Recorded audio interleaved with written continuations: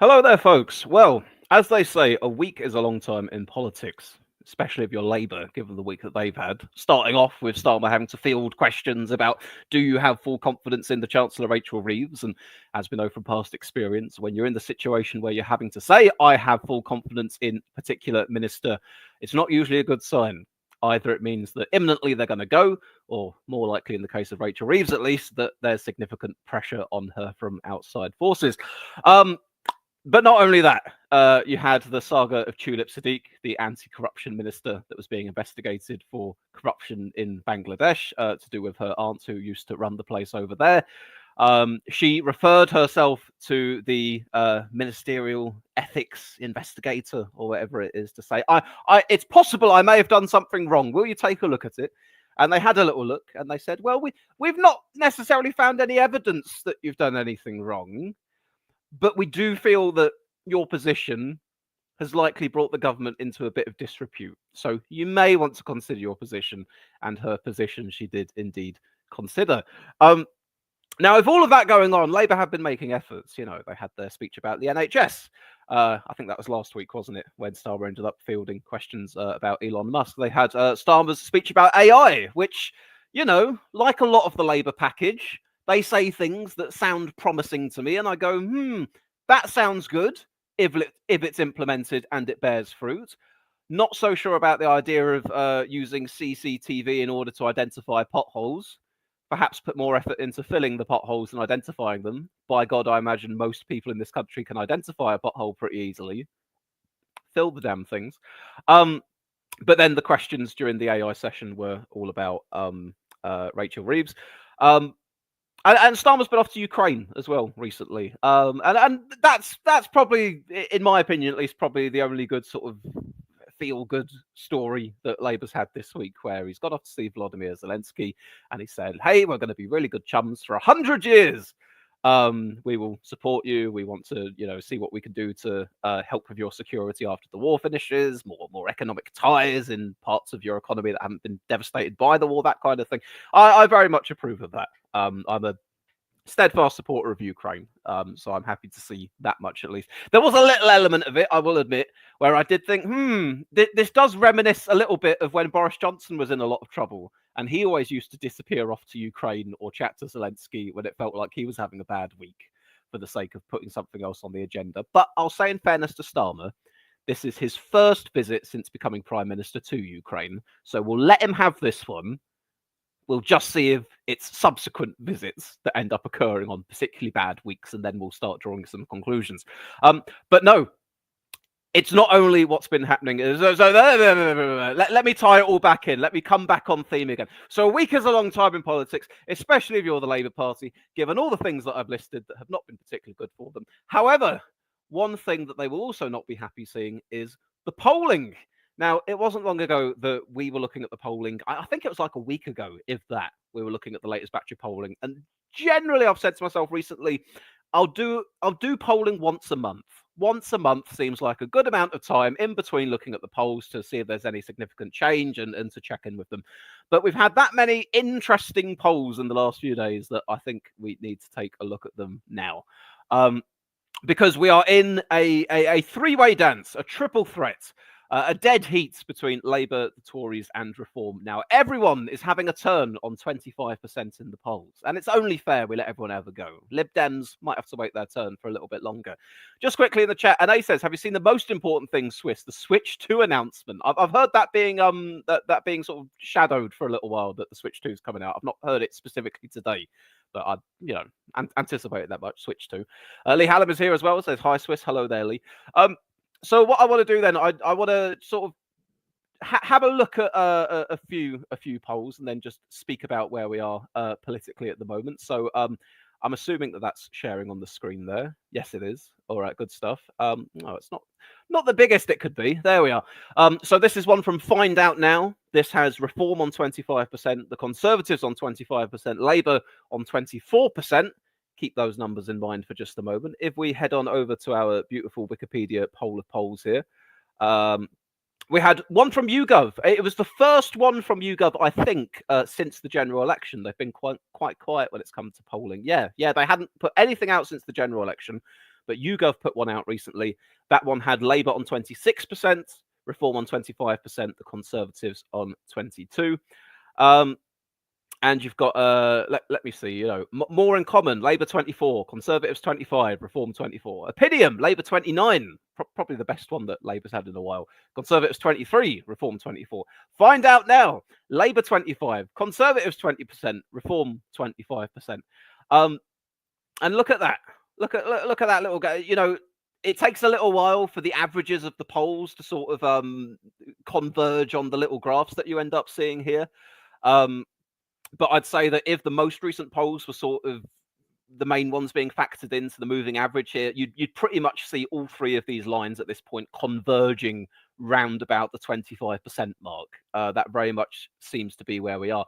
The one thing that we haven't seen yet, and if you remember, like 2 weeks ago at the beginning of the year, I put out some predictions for this year, and I said I think Reform will come first place in a poll at some point in January. That hasn't quite happened yet, with a little asterisk. The only thing is they've topped one poll where they've tied with Labour here. Indeed, the Find Out Now one that we looked at as well, that was another one where they were joint 25%, but they're not quite.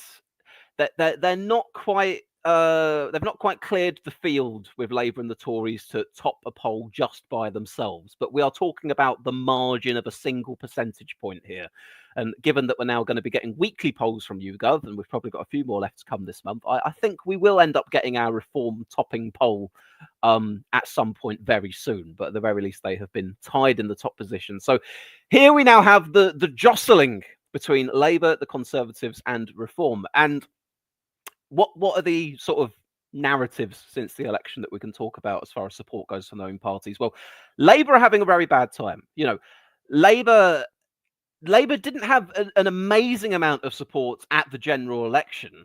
In terms of sort of sheer raw votes that they got less votes than they'd got the last time around in 2019, when they'd actually had a pretty poor result under first past the post as far as MPs went. But it was mainly a story about the decline of the Tories, and oppositions win because governments fail, the anti-incumbency effects that we're getting in different countries around the world at the moment. So it wasn't overwhelming support for Labour, but they were there in the 30s. They had about a third of the vote. They got about 2/3 of the seats. They were pretty happy for themselves. What's happened in the how long has it been? 6 or so months since then? They've dropped pretty dramatically.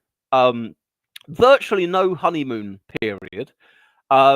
Some problems, I'd say, being quite self-inflicted. I think the freebies scandal that Starmer was involved in, I think that had a degree of cut through with the public.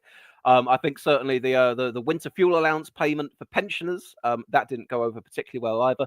And the response to the budget, I think it wasn't like it wasn't a response to like a Liz Truss mini budget type scenario. That was a very violent and sudden reaction you saw in the markets. Instead, what you've had is sort of a slow burn effect with an accumulation of things like Donald Trump winning the presidency in the US and expectations of whether things may get easier or harder because of tariffs and other factors like that. But nonetheless, you are in a situation now where, a couple months after the budget, things are looking just a little bit dicey for the UK economy and the Chancellor, Rachel Reeves, which, goes to show why Starmer was having to field those questions about, do you have full confidence in your Chancellor, Keir Starmer? So Labour, not a good time since they made it into government. As far as they're concerned, I think their aims, their hopes are that they could be seen to be delivering. And if they can be seen to be delivering, then ultimately their fortunes may turn around. But some of the stuff that they want to do that they're hoping is going to bear fruit may not bear fruit for a few years down the road yet. So they're not. It's not going great for them right now. The Tories, Kemi Badenoch finally took over. They've not really managed to make much of an impact. They've not really managed to move the dial much as far as their support in the public appears to be. They're largely the same kind of margin of support that they were on at the time of the election. The big story really is Reform. And as mentioned in the chat here, I will read out a bunch of your comments, by the way, guys, but just one of these here. Lee Hallam says Reform hadn't had any surges in support just steadily building. And indeed, that is the case. Reform have we can look at this. We can look at this lovely little line here. Oh dear, I'm not screen sharing it, am I? We can look at this lovely little line here on the Wikipedia graph, and indeed you can see that since the time of the general election, reform support, it's just been a big old curve sloping upwards like that. And I read where it appeared things were going, and I made the assessment. Yes, I think reform's got further to go, probably at the expense of both Labour and the Tories ultimately, which is why I thought that sooner or later they'd probably end up overtaking both of them in the national polling. And we are very much on the cusp of that right now. We are at the crossover moment where on any given poll by any given pollster, depending on the pollster, different methodologies, but you could have one poll that has the Tories a point or two ahead. You could have one that has Labour a point or two ahead, one that has maybe at some point Reform ahead of the other two. And as I say, everybody gets a turn being on 25% vote share at some point. Now, I should mention the Lib Dems and the Greens, I suppose. Their support is largely similar to what it was at the time of the general election, really. Not a dramatic amount of difference there. Although that said, the most recent poll from YouGov did have the Lib Dems on 14%, which is a bit better than they've been doing in other polls. Let's take a look at a few of your comments here. NA says, disappointed Labour are putting through the new internet safety bill, dangerous for online freedom and safety, not secure, requiring people to upload ID for adult content. Yeah, not sure if I agree with that particular policy. One wants to view a website that may have only adult appropriate content, and suddenly you've got to prove who you are. Not really a fan of that. Lee Hallam says, YouGov have had some financial problems, I think. Oh, okay, I hadn't heard about that. NA says, hate this for the children. Where are my pearls? They need clutching. Somebody please think of the children. Also, 10 councils are trying to delay their locals until next year. Yes, I know there's some kind of reforms that are going on to the way that local authorities are put, that they're looking to sort of combine some of them or put a different sort of level overseeing stuff, and some of them are going, well, why are we going to be doing this now if it's just going to be a new thing further down the road? So yeah, some of them delayed. I think most of the ones that have chosen to delay are Tory councils. If I'm mistaken in that, by all means, feel free to correct me, but I believe that's the case from what I've heard. NA says, I really hope Labour have a new leader before the next general election and not some streeting-like character. I mean, NA, I don't know what to tell you, I'm afraid, because I think that if Labour did get a new leader, well, I don't know, actually. That's a good question. Because if it was put to the membership, you'd maybe assume that the membership, even with probably the exodus of their more left-wing and progressive type members, they'd probably still opt to vote for who seemingly is the more left-wing candidate, maybe. And Streeting, I think, very much seems more cut in sort of the mold of Tony Blair. But if you say to me, oh, who's the most likely successor to Starmer if he were to go, I would probably, Streeting certainly comes to mind pretty quickly. Lee Hallam says borrowing costs are now higher than after the mini budget. Yes, exactly. Which is terrible news for Labour. They've got to Liz Truss levels of borrowing. As I say, it was a slow burn getting there rather than a sudden volatile reaction to the budget as you had with Liz Truss. But nonetheless, it is not the position that they want to be in. Because there's a certain amount of things that they can go look at our inheritance, look at the state of the economy, 14 years of the Tories, Liz Truss crashed the economy, etc., etc. But then when you do have market responses to things that you are now doing when you're in government, you need to start taking a degree of responsibility for those things as well. Cameron Hickman says Labour should never have been forgiven for increasing the bus fare cap. To be honest with you, that's one that I don't really hold against Labour too much, because I think at the time that Sunak brought it in, it was only ever meant to be a temporary measure at £2 bus tickets, and then it was extended for a little while, and then Labour got in and said, you know what, we're going to extend it even further than that, but we're going to raise it to £3. I can live with that one. I can live with that one. It's better than scrapping it all together. NA says, do you think Reeves will last the year in post? Now, this is the $1 million question, isn't it? Because there's been a lot of talk about it recently. Here's the thing.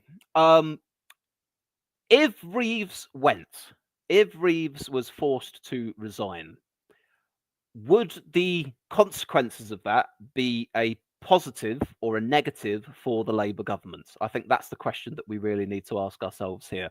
Would the markets have more or less confidence in the Labour government if Rachel Reeves went? As much as the finger can be pointed at her for some of the issues that are being had right now, at the same time, I do feel that I don't necessarily know what economic agenda Labour would choose to follow other than what Reeves has been doing if she were to go.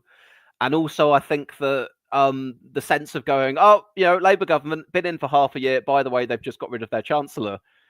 That probably isn't going to instill confidence in the government amongst the markets and other people as well. I feel that that's going to seem a little bit chaotic. So, I'm not ruling out the possibility that Reeves ends up going at some point.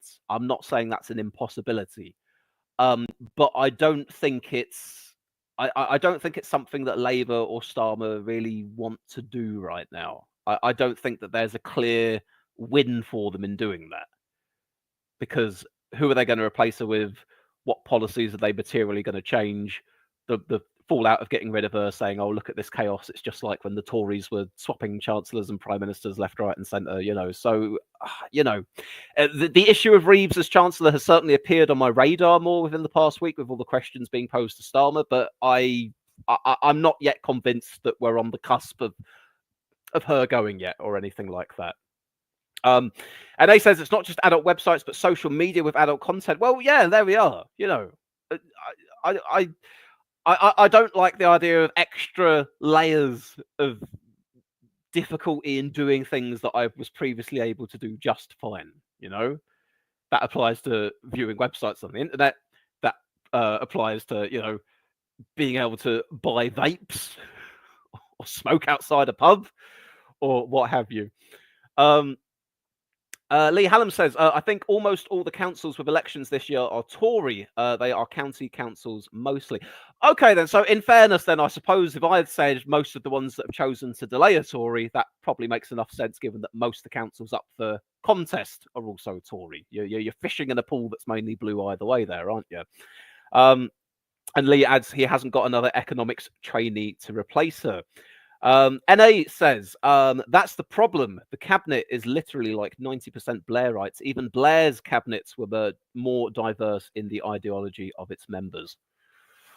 I saw an interesting thing that compared some of the stuff laid out in Starmer's AI proposals done this week, and then also some of the stuff that like the Tony Blair Foundation had put out on AI, and apparently there was a decent bit of overlap between the two of them.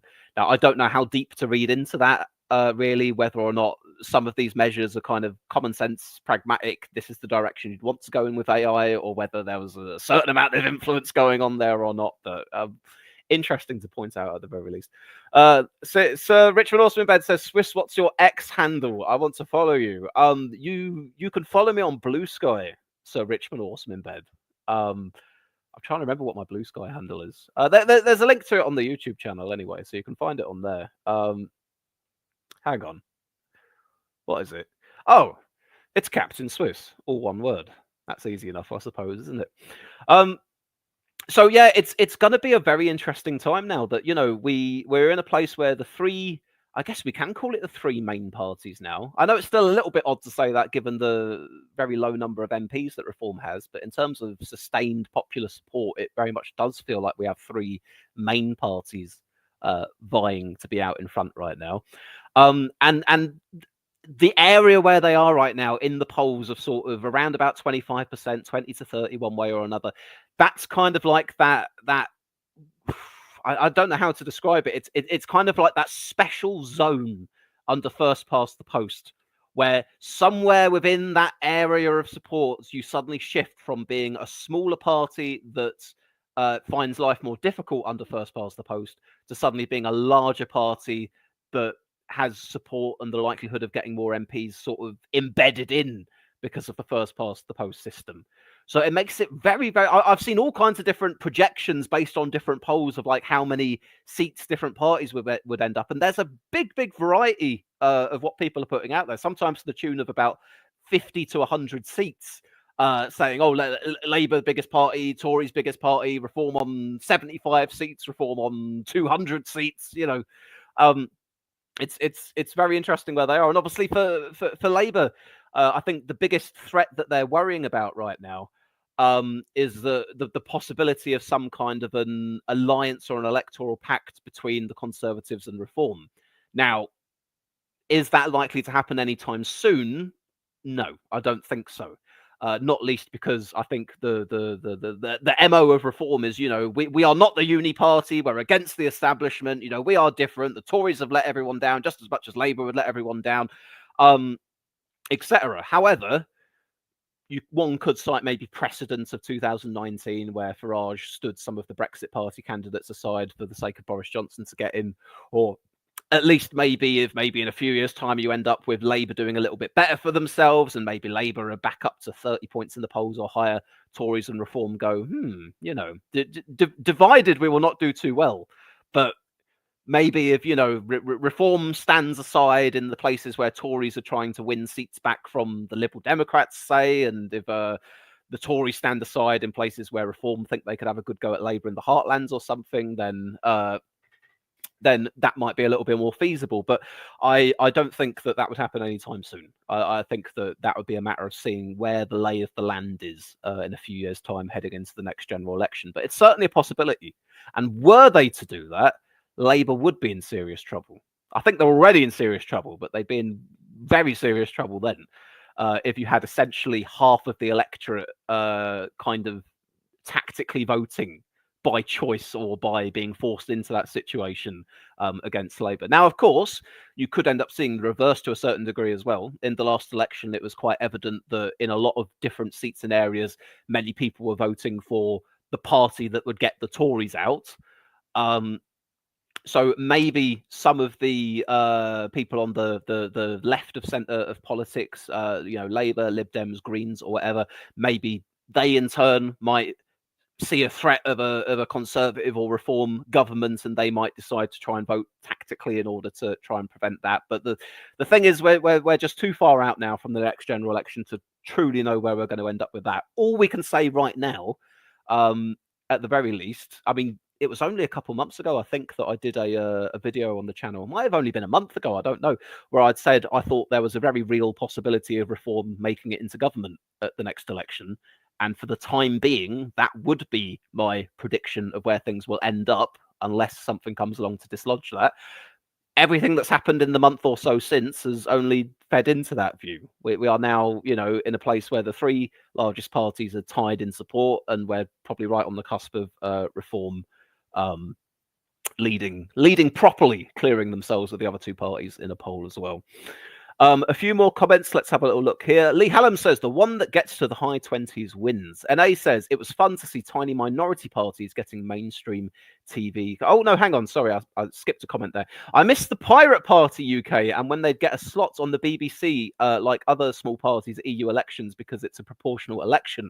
It was fun to see the tiny minority parties get mainstream coverage on daily politics, I think, on BBC One. I remember that kind of thing. Yeah, I remember that kind of thing. I'm pretty sure they had the Monster Raving Loonies on for good fun as well. Claire King says an alliance between Reform and the Tories would damage both parties. I don't know about that. In what way are you thinking in terms of it damaging both parties? Are you saying sort of like the Tory voters would be put off at the prospect of them working with Reform, and Reform voters would be put off at the prospect of them working with the Tories? Because I feel as if probably the overriding thing that Tory voters and Reform voters would have in common at that point is that they'd probably both want to see a Labour government out of power.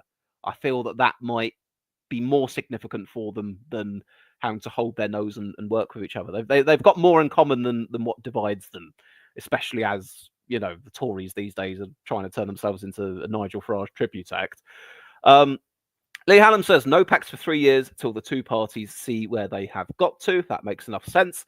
And A says, Labour would need to make a deal with the SNP and the Lib Dems on their current numbers for a majority. Can you imagine the fun of them having a deal with the SNP?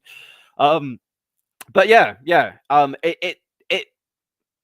again, I probably shouldn't be in the business of trying to make too many predictions about the next election, even though I've already gone and said I think Reform could be in government. But as far as the arithmetic of Parliament goes, based on where we are now, at the very least, I won't speak of where we end up, but what these current polls are showing us is we're in super hung Parliament territory right now if there was an election tomorrow. Lee Hallam says it would hit the Lib Dems as well. Claire King says if Reform and the Tories did an alliance, a lot of Tory voters would vote for us and Labour. Us, from Claire, referring to the Liberal Democrats there, or Green. I'm not sure about that, Claire. I agree that perhaps some would. Don't get me wrong. I agree that whatever One Nation Conservatives, whatever maybe still exist within the fold of that party, maybe teaming up with Reform would be a step too far for them. But I think probably the electoral benefits you would see the parties getting by working together in that kind of a way would outweigh any negatives of certain voters saying, I don't want to support them because I don't like who they're working with. That's the view I've got there. Joey says, hey, hello there, Joey. And A says, have you heard about the Bruv Party? Yes, I have. Lawrence Fox walked so Andrew Tate could run.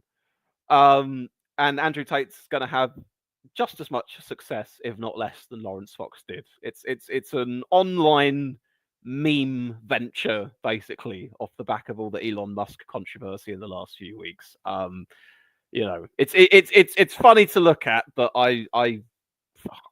they're not going to be any kind of an electoral force at all. Maybe if they're very lucky, they get 1% in anywhere they run. Claire King says Reform voters don't want the Tories in power. Yes, but would Reform voters accept perhaps the chance of being in power with the Tories, Reform and the Tories, and managing to get Labour out of power as well? That maybe seems more tangible. But I do get what you're saying. Part of the Reform pitch is we are anti-establishment. The main parties have failed. We call them the uni party because there's no difference between them. And for that reason, there would be quite a few who would say, well, the Tories have let us down and they've not been real conservatives and blah, blah, blah. But again, coming back round to that idea of, well, would the two parties that are arguably more similar in outlook on a lot of things choose to work together in order to get Labour out of power? And that's the balance I see things leading into. Lee Hallam says, I think Claire is thinking of an alliance working together rather than a pact where they each step down in certain seats. Okay, I see. Let me read that again. An alliance between oh, no. Okay, never mind. NA says, I think most soft and centrist Tories have left when Boris kicked them out. Yeah, there's definitely not as many there in the Tory fold as there were a few years ago. We can say that much for sure.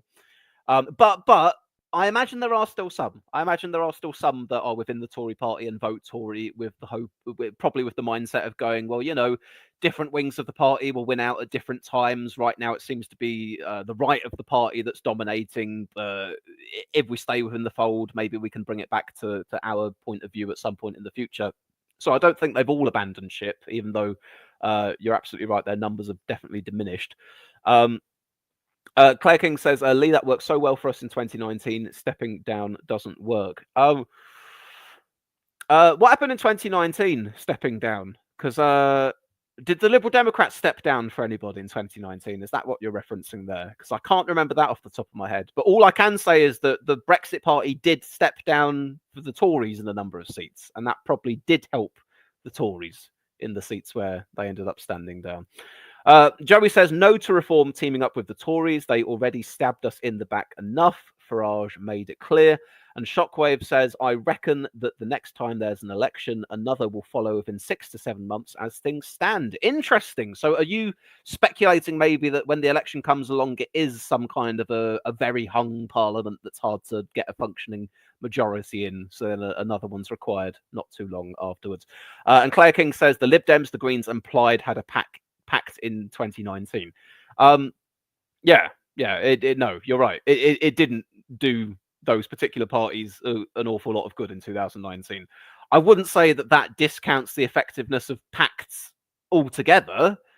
in any situation with different parties, but certainly in that circumstance, you're pointing to, yeah, it's not as if it suddenly delivered a huge amount of MPs for them.